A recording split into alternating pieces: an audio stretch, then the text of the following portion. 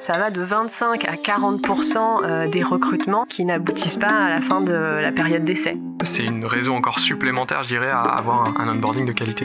Bonjour à tous et bienvenue pour ce nouvel épisode des Digital Learning Makers. Bonjour Alban. Bonjour Clément. Alors aujourd'hui tu as reçu non pas un mais deux invités pour cet épisode. Effectivement, j'ai reçu Isabelle Morera, consultante recrutement chez Spring, et Axel Malescassier, qui est responsable recrutement chez MySerious.Game. Et comme plus on est de fous, plus on rit, vous avez évoqué différents sujets qui sont... Exactement, on a parlé de l'expérience candidat, en passant par le recrutement et bien évidemment les hard skills et les soft skills. On est allé jusqu'au onboarding. Il nous explique aussi comment le digital contribue à cette expérience avec des cas concrets en entreprise. Super, et bien on écoute tout ça. Bonjour Isabelle. Bonjour Alban. Bonjour Axel. Bonjour Alban. On va donc commencer ce podcast par une présentation de nos invités. Isabelle, je te laisse la main. Avec plaisir, alors merci pour l'invitation. En ce qui me concerne, je suis consultante recrutement au sein d'un cabinet de recrutement Spring, spécialisé dans les recrutements middle management, donc plutôt cadre supérieur et technicien. Basée à Tours et j'interviens également en tant qu'enseignante dans une école de commerce à l'ESSEM sur la partie process recrutement 3.0. D'accord. Voilà. Et donc Axel, responsable du recrutement chez MySerious.Game. Ça fait maintenant 3 ans que je suis ici avec différentes spécialités, le recrutement, les projets aussi pour nos clients et bien sûr l'onboarding dont on va parler aujourd'hui. Isabelle, tu nous as parlé tout à l'heure de recrutement 3.0. Est-ce que tu pourrais nous dire, recruter aujourd'hui, qu'est-ce qui a vraiment changé ? Ce qui évolue, en tout cas pour la partie entreprise recruteur, c'est la façon dont on va approcher les candidats. C'est-à-dire qu'aujourd'hui, on est sur un marché de candidats qui est de plus en plus pénurique. En tout cas, ça dépend des profils qu'on recherche. Et sur les techniques d'approche, on va de plus en plus utiliser les réseaux sociaux, par exemple. Donc, on est de plus en plus connecté pour aller chercher des candidats. Et dans l'approche, ce qui va changer, c'est également automatiser la partie administrative quand on gère un recrutement pour finalement se concentrer vraiment sur la partie évaluation des compétences. Pourquoi je dis ça ? Parce qu'en fait, on se rend compte que ce qui évolue dans le recrutement, c'est finalement la place qu'on accorde aux soft skills. Alors, je sais pas si ça parle à tout le monde, les soft skills. J'imagine que oui, c'est vraiment quand on parle du savoir-être des candidats. On s'éloigne un petit peu plus aujourd'hui de la connaissance pour prioriser finalement le savoir-être des candidats qui va être très très important dans le recrutement. Et donc forcément, l'objectif à terme, c'est de se dire que quand on gère un process recrutement, eh bien, on va vraiment aller chercher le savoir-être et donc passer plus de temps sur cette partie évaluation des compétences et essayer d'automatiser un petit peu toute la phase, par exemple, de préqualification des candidats sur la validation des prérequis. Donc pour ça, par exemple, il y a plein de techniques qui existent. Ça peut être, par exemple, l'enregistrement vidéo, c'est-à-dire qu'on va demander aux candidats de s'enregistrer. On va prédéfinir un questionnement type pour que chaque candidat puisse avoir le même type de questionnement et les candidats s'enregistrent en répondant à ces questions, ce qui va nous permettre d'avoir un premier filtre, nous, dans la gestion des candidatures. Pour rebondir un petit peu sur ce que dit Isabelle, c'est vrai qu'on s'en rend bien compte, nous, chez MySerious.Game, parce qu'on est vraiment au cœur du digital, mais on a une vraie révolution numérique au sens large, au sens digital, et ça évolue très vite, et donc les métiers évoluent très vite, et c'est aussi dans cette continuité pour ces raisons-là, qu'on se centre beaucoup plus sur les soft skills, là où avant, on était très centré sur les hard skills, vraiment les compétences métiers. Demain, ce qu'on apprend aujourd'hui va être obsolète très très vite. Donc forcément, c'est grâce à ces soft skills qu'on va être en mesure de répondre aux besoins de l'employeur, et donc les raisons pour lesquelles on se centre beaucoup plus sur ça. Si on se place du côté des entreprises, aujourd'hui, et par rapport à avant, quelle place ont les hard skills, donc les vraies compétences techniques, par rapport à ces soft skills qui sont de plus en plus importants ? Eh bien, aujourd'hui, je dirais qu'elles tendent à diminuer. Mais en même temps, il faut aussi se replacer dans le contexte du recrutement. C'est-à-dire qu'il y a peut-être des catégories de métiers sur lesquelles on peut pas faire l'impasse. Et ça dépend aussi peut-être de la culture d'entreprise, enfin de l'entreprise en question. Je dirais que la tendance générale, c'est vraiment d'évoluer, de donner de l'importance aux soft skills. Pourquoi ? Parce que on se rend compte qu'on est dans un monde qui évolue, l'entreprise évolue, et si on n'a pas la capacité des candidats à évoluer avec l'entreprise, eh bien on va se retrouver à une limite qui fait que on pourra pas accompagner le candidat dans le développement de l'entreprise. Donc, soit on identifie effectivement cette capacité à évoluer avec l'entreprise parce que ça fait partie de la culture d'entreprise en question, soit effectivement on a besoin d'une compétence technique, on sait que c'est un impondérable. Si cette compétence, elle a peu de chances d'évoluer, on va plutôt s'attarder sur les hard skills. Comme les soft skills, en fait, deviennent vraiment importantes dans le recrutement, finalement, on se dit que la connaissance et les hard skills, c'est quelque chose qu'on va aborder peut-être dans la partie onboarding, parce que on va, entre deux candidats, on privilégiera peut-être celui dont les soft skills nous semblent intéressantes et pas celui qui a la connaissance métier la plus pertinente, mais auquel cas, ça peut être compensé dans la phase d'intégration. La phase de onboarding, c'est là où elle va être très très importante, c'est que si on a identifié tout de suite en amont que ce candidat, il est intéressant pour ses soft skills, en revanche, on sait qu'au niveau connaissances techniques, il est un petit peu plus juste, eh bien, comment on va l'accompagner dans cette phase de onboarding pour le rendre opérationnel à la fin de sa période d'essai. On vient de parler de onboarding justement, c'est une thématique clé aujourd'hui pour les entreprises. Est-ce qu'il y a une recette pour faire un bon onboarding ? Alors, je ne sais pas s'il y a une bonne recette, mais par rapport à ce qu'on vient de se dire, en tout cas, il y a certains points dont il faut tenir compte. C'est que pour redéfinir le onboarding, ça va être vraiment toutes les pratiques qui sont liées à l'accueil et l'intégration d'un nouveau salarié. Et c'est là où c'est important de se dire, est-ce qu'on a priorisé les hard skills ou les soft skills dans le cadre du recrutement ? Et finalement, pour réussir son onboarding, ça va être se dire quel est l'enjeu. L'enjeu, c'est rendre le collaborateur opérationnel, lui donner envie de rester et le motiver. Et si on l'a recruté par rapport à ses hard skills, parce qu'on a vraiment besoin de compétences métiers, ça va être peut-être de prioriser son intégration sur la partie soft skills. Qu'est-ce qu'on attend dans cette entreprise ? Quelle culture d'entreprise on a envie de lui faire passer ? Comment on va lui montrer la façon de collaborer, d'interagir avec l'ensemble des acteurs ? Parce que finalement, le onboarding, ça implique le RH, les managers, l'équipe et le nouveau collaborateur. Donc il faut vraiment créer cette interaction-là. Et inversement, si dans le cas du recrutement, on a privilégié les soft skills, ça veut dire que dans la phase de onboarding, d'intégration, on mettra l'accent plutôt sur les hard skills, à savoir la connaissance métier, donc qui peut passer par de la formation en face à face, de la formation digitale, mais en tout cas, on accentuera peut-être plus la partie métier et accompagnement métier. Donc c'est un enjeu crucial pour l'entreprise et ça peut être perçu à différents niveaux. Le financier va percevoir l'intérêt du onboarding à travers le coût que représente un recrutement raté. Le manager va y voir un intérêt parce qu'un onboarding réussi, c'est un collaborateur qui reste et donc forcément c'est un manager content. Chacun peut y voir un avantage, quel que soit son rôle dans l'entreprise. Tout à fait d'accord avec Isabelle. En fait, le concept de recrutement intègre le onboarding. L'onboarding est la phase finale du recrutement. Il faut pas se dire, très bien, on a signé le contrat de travail, c'est parti, ok, c'est officiel. Il y a toute une démarche d'accompagnement là-dessus. Et forcément, ça va jouer sur la culture d'entreprise. Aujourd'hui, on parle de soft skills, mais aussi beaucoup de culture d'entreprise qui est de plus en plus, en tout cas, ancrée au travers les personnes pour que les collaborateurs soient des ambassadeurs de l'entreprise et s'intègrent le plus rapidement possible. Donc, si on est sur une start-up dans le digital ou si on est une multinationale dans l'industrie, enfin, on va pas avoir les mêmes attentes. Et du coup, ce que disait Isabelle, c'est le recrutement plus ou moins centré sur les hard skills et en fonction de ça, adapté après dans l'onboarding. Si je prends le cas de My Serious Game, nous, on est dans l'univers du digital. Alors, on essaie d'y aller à 300%. On est beaucoup dans le recrutement basé sur les soft skills et évidemment aussi sur du hard skills. Et derrière, c'est vrai qu'on a une vraie démarche d'accompagnement sur les soft skills et sur plutôt la culture d'entreprise, je dirais, de My Serious Game. Comprendre quels sont nos plans d'action, comment on fait quand ça va pas, quelles sont les personnes qui peuvent vous aider. Voilà, toutes ces valeurs qu'on a, solidarité, entraide, dynamisme et voilà, tout ça on essaie de l'inculquer le plus tôt possible aux nouveaux collaborateurs. Mais aussi sur les métiers, d'avoir des référents, d'avoir des tuteurs, des personnes qui vont être capables de vous accompagner. Tiens, moi je suis nouveau chef de projet, comment ça se passe, j'ai telle problématique avec mon client, j'ai tel besoin par rapport à un graphiste, etc.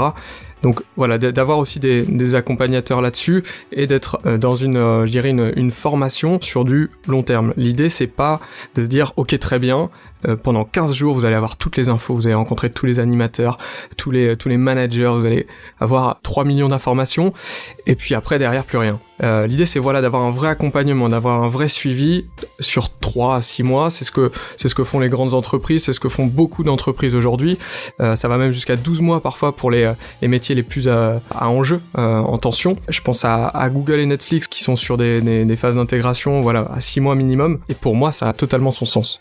Moi, c'est un sujet un petit peu transverse que j'aimerais aborder, c'est comment on évalue un bon onboarding. Pourquoi il est réussi ? Pourquoi la personne est bien intégrée, pourquoi elle monte en compétence comme elle devrait au fur et à mesure de son intégration. Et ce qui est essentiel, c'est vraiment d'évaluer aussi cet onboarding et de se dire, au bout de 2 semaines, voilà tes objectifs. Au bout d'1 mois, voilà tes objectifs. Au bout de 2 mois, 3 mois, et donner des objectifs aussi sur différentes temporalités en fonction de la personne et en fonction du rôle, hein, mais d'évaluer aussi cet onboarding, en tout cas ses enjeux au niveau du nouvel arrivant. Et effectivement, le fait de parler d'objectifs oblige à impliquer aussi la partie RH et manager finalement. Au-delà du retour collaborateur, ça permet d'avoir un suivi et donc forcément d'impliquer plus dans cette phase d'intégration. D'ailleurs, selon les sources, pour information, moi ce que j'entends, c'est qu'entre ça va de 25 à 40% des recrutements qui n'aboutissent pas à la fin de la période d'essai. Donc c'est vraiment un enjeu important quand on connaît ces chiffres et qu'on sait le coût que représente un recrutement. Et si on reste sur les chiffres, du coup, 20% des personnes pour lesquelles la période d'essai prend fin, pour X ou Y raison, sont détectées en tout cas dans les 45 jours. Donc ça va très vite. 45 jours, c'est le temps de débarquer, le temps de prendre ses marques et de comprendre qui sont nos interlocuteurs. Donc c'est une raison encore supplémentaire, je dirais, à avoir un onboarding de qualité. Et je peux même rebondir en disant qu'effectivement, par rapport à ce sujet, on sait que les talents sont de plus en plus recherchés et il faut savoir que 58% des candidats identifient l'intégration comme le sujet dominant dans l'expérience candidat. Et l'expérience candidat, elle est très importante parce qu'aujourd'hui, on fait parler de l'entreprise et c'est en faisant parler de l'entreprise de façon positive qu'on attire les talents. Et donc, si on veut attirer les talents et qu'on sait que ceux-là identifient l'intégration comme un sujet dominant dans l'expérience candidat, ça veut dire que le onboarding était vraiment un sujet à enjeu. Non, c'est vrai que si on revient sur la marque employeur, le concept de marque employeur, moi c'est quelque chose qui me tient vraiment à cœur et qui est essentiel aujourd'hui dans les entreprises. C'est aussi un des enjeux du recrutement, c'est de se dire que très bien, on a des métiers en tension, on a des évolutions, on se centre sur les soft skills, mais avant de recruter, il faut être capable de conserver nos collaborateurs. Et donc, ça passe aussi par cette marque employeur et par après les valeurs en interne, hein. Je parle pas uniquement de marketing RH, mais vraiment dans la culture de l'entreprise aussi par rapport à ça. Je prends une entreprise qui priorise les soft skills dans son recrutement. Est-ce que ça risque pas de nuire à l'entreprise et de se dire on est face à une pénurie de hard skills ? Il faut relativiser les choses. On n'est pas c'est pas tout noir ou tout blanc. En fait, on priorise, une entreprise dit pas qu'elle priorise les soft skills aux hard skills. Alors, c'est des tendances, c'est propre au poste, c'est propre au type de métier, c'est propre aussi à la période de l'entreprise. L'entreprise, c'est un écosystème, c'est différentes personnes qui se complètent et qui ont pour objectif justement d'avancer ensemble et de monter en compétences ensemble. Donc, il y a des managers qui vont avoir ces hard skills déjà présentes. Alors sur vraiment des expertises métiers, sur du management, sur d'autres domaines, et il va y avoir ces personnes qui vont arriver pour leur potentiel, pour ce qu'ils peuvent apporter et justement pour leurs soft skills. Il faut pas caricaturer les choses en disant soit on prend les soft skills, soit on prend les hard skills, c'est tout un écosystème. Je dirais même on part du besoin, c'est-à-dire qu'effectivement on va faire une définition de poste et c'est lors de cette définition de poste on va définir les hard skills attendus, les soft skills attendus et après on peut également évaluer le poids de chacun et c'est ça qui nous permettra finalement de savoir si on va donner un peu plus d'importance aux hard skills ou aux soft skills en fonction du poste à pourvoir. Est-ce qu'il y a des outils en particulier qu'il faut utiliser ou que l'on devrait utiliser pour accompagner les nouveaux arrivants ? Il y a plusieurs types d'outils. Alors déjà, il y a l'outil humain, je dirais, dans le sens l'intérêt d'accompagner les nouveaux arrivants, l'intérêt pour le manager qui va avoir un collaborateur plus efficace, plus rapidement, qui va avoir une cohésion d'équipe au niveau plutôt climat social, l'intérêt aussi parce qu'il y a des gens qui aiment tout simplement accompagner, former, motiver les nouveaux arrivants comme les autres collaborateurs. Et après, il y a les outils, je dirais, techniques. On parle d'automatisation. Donc là, il y a plein de choses qui existent en ce moment. On voit des startups de l'onboarding, du domaine de l'onboarding se créer tous les jours et disparaître malheureusement tous les jours aussi. Voilà, il y a plein de choses qui sont proposées. L'objectif étant de faire en sorte que le manager, soit complètement libéré de ces choses-là, parce que lui, ce qu'il aime, c'est accompagner et faire monter en compétences, ou en tout cas former les nouveaux arrivants. Mais ce qu'il aime pas du tout, c'est, je dirais, la paperasse, l'administratif, tout ce qui va à côté. Si je me place d'un point de vue My Serious Game, je dirais la gamification, forcément. Quoi de mieux que de gamifier aussi son onboarding pour le nouvel arrivant, pour le manager, le tuteur ou le buddy, comme on dit beaucoup aussi sur les outils. La gamification peut vraiment apporter quelque chose pour stimuler et justement favoriser l'intégration le plus rapidement possible. Et est-ce que tu aurais un exemple de gamification concret ? Évidemment, justement, chez nous, à partir je dirais, de la 2e semaine d'intégration, le nouvel arrivant prend un temps avec une de nos doyennes, je dirais, de l'entreprise, qui est là depuis quasiment sa création, qui lui raconte l'histoire de My Serious Game, ses valeurs, etc., et qui lui présente justement un jeu d'intégration. C'est tout simplement un format de jeu de cartes avec différents indices. Vous avez 3 indices par carte, et le nouvel arrivant a 15 jours pour identifier à qui correspond la carte. Donc chaque collaborateur a sa carte avec ses indices. Et donc ça amène le nouvel arrivant à tout simplement solliciter tout le monde. Et en parallèle de ça, il y a tout simplement un questionnaire là plutôt digital qui est aussi scénarisé, gamifié, qui est proposé au nouvel arrivant avec différentes questions qui sont propres à notre domaine. Qui est Brian ? Brian, c'est notre serveur interne.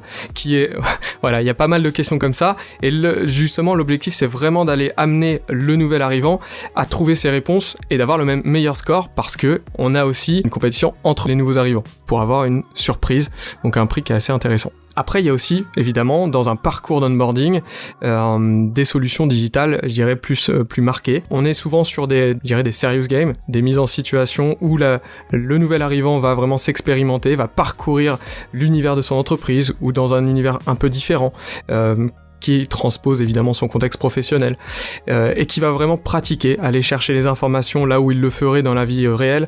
Il va aller apprendre les informations qu'il devrait avoir par différents biais, en rencontrant des experts, en ayant des exercices, des challenges, de la compétition, de la collaboration, enfin tout l'univers vraiment du serious game. Et par ces biais-là, justement, nous je prends l'exemple d'un de nos clients qui a acheté, racheté une entité, et donc l'idée, forcément, vous avez un rachat, c'est d'inculquer votre culture d'entreprise à cette filiale. Donc forcément des réticences, des résistances, des inquiétudes, la peur du changement, on la connaît tous. Comment faire ? Donc par le biais, là on n'est pas sur un serious game, mais on est sur un format blended learning. C'est pendant 3 jours des formateurs qui viennent former ces nouveaux collaborateurs, on va dire implicitement, à leurs valeurs, mais aussi à leur métier, en tout cas à leurs enjeux de manière globale, hein. On va pas dans le détail, mais c'est vraiment plus une première approche sur tel ou tel domaine, et donc c'est du blended learning puisque c'est en présentiel avec du digital. Donc l'idée c'est quoi ? C'est d'inculquer ces valeurs, d'inculquer les démarches et comment se structure aussi l'organisation, qui sont les managers de demain, comment ils fonctionnent, est-ce que c'est différent de ce qu'on avait l'habitude aujourd'hui ? Oui, mais comment ? Et les rassurer aussi par ces biais-là, de par le digital, mais aussi par la présence des formateurs, managers, tuteurs. Voilà, qui ont plusieurs casquettes. Donc ça, c'est un des exemples qu'on a. Après, cet exemple-là, il est en physique. On a d'autres formats d'onboarding qui sont différents, avec, là en l'occurrence, un serious game en format épisode, donc différentes aventures sur lesquelles on expérimente aussi, c'est quoi le parcours de construction d'un édifice immobilier gigantesque. Ça, c'est des personnes qui vont être nouveaux arrivants en RH, en finance, mais aussi sur le métier en lui-même, qui vont être formés à ça. En plus des valeurs de l'entreprise, en plus du partage, je dirais, de ce que dégagent les membres du comité de direction. Donc voilà, il y a tout un mélange qui est intégré, qui est fait sur mesure pour ces clients-là, et qui va justement permettre aux nouveaux arrivants de vraiment s'imprégner de l'entreprise, vraiment au sens large. C'est vraiment intéressant parce qu'on voit que le digital permet d'optimiser cette phase de onboarding et sur l'approche administrative. D'ailleurs, Google, pour le coup, ils sont super outillés sur cet aspect-là et ils optimisent vraiment leur phase de onboarding avec cette partie digitale. Et comme tu le dis, ça permet d'aller vraiment plus loin sur la façon de transmettre la culture d'entreprise, les socles de connaissances métiers. Par rapport aux solutions digitales, moi j'ai un client que j'avais interrogé comme ça sur le onboarding et qui me disait qu'en fait il avait 2 types de candidats. Il y avait les candidats qui étaient plutôt juniors et auquel cas la phase de onboarding allait vraiment s'accentuer sur toute la partie socle de compétences communes et de connaissances communes métiers, et des candidats qu'ils intégraient avec plus d'expérience et auquel cas c'est le manager qui allait jouer un rôle prépondérant dans la phase de onboarding pour justement aller compenser plutôt la partie savoir-être, la partie accompagnement métier, mais moins sur la partie socle de connaissances en fait. La partie digitale, elle est super intéressante pour les juniors, mais finalement, comment on le gère quand on a un profil, comment on peut digitaliser cette partie pour des onboarding? non-digital natifs, tu veux dire? Est-ce que c'est une question de junior, senior, ou est-ce que c'est une question de... Quand on intègre un junior et qu'on veut faire passer un message socle commun, ça paraît plus simple de digitaliser cette partie onboarding que quand il y a vraiment cet accompagnement qui se fait par le manager. Je suis tout à fait d'accord avec toi, Isabelle. Moi, le concept d'onboarding, nous on prêche vraiment le digital, et notamment surtout pour ce type de besoin, mais l'humain reste présent. Et justement, on parle de temporalité, c'est qu'il doit y avoir des points réguliers avec le tuteur ou manager, physique, humain, au-delà de l'apport qu'il y a du digital sur la culture d'entreprise, sur les socles de connaissances, de compétences que doivent acquérir justement les nouveaux arrivants. Et l'humain doit rester présent, et du coup c'est par ce biais-là, pour moi, que le côté... alors nous, ce qu'on appelle l'adaptive learning dans le digital learning doit se faire aussi sur l'onboarding, et c'est là où ça devient intéressant, c'est que d'une personne à l'autre, le manager va devoir s'adapter pour se centrer sur tel ou tel aspect. Ben moi, ça me fait penser à un point finalement qui rejoint aussi le process recrutement 3.0, c'est que ce que j'explique à mes étudiants, c'est que finalement la digitalisation du recrutement, elle est effectivement intéressante, mais en aucun cas elle ne remplacera l'humain. Elle est complémentaire à l'approche du recruteur, et je pense qu'on est d'accord sur ce point. C'est ce que tu viens de dire, c'est que le onboarding, c'est un peu la même chose.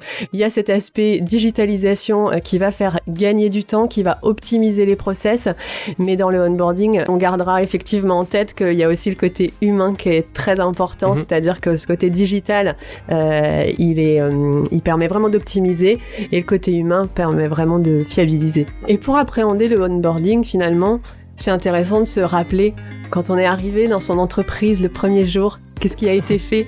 Est-ce qu'on était attendu? Est-ce qu'il y avait des choses qui ont été préparées? Et finalement, qu'est-ce que ça a généré en nous? Et qu'est-ce qu'on a eu envie de communiquer par rapport à ça? Merci beaucoup Isabelle. Merci Alban. Merci Elsel.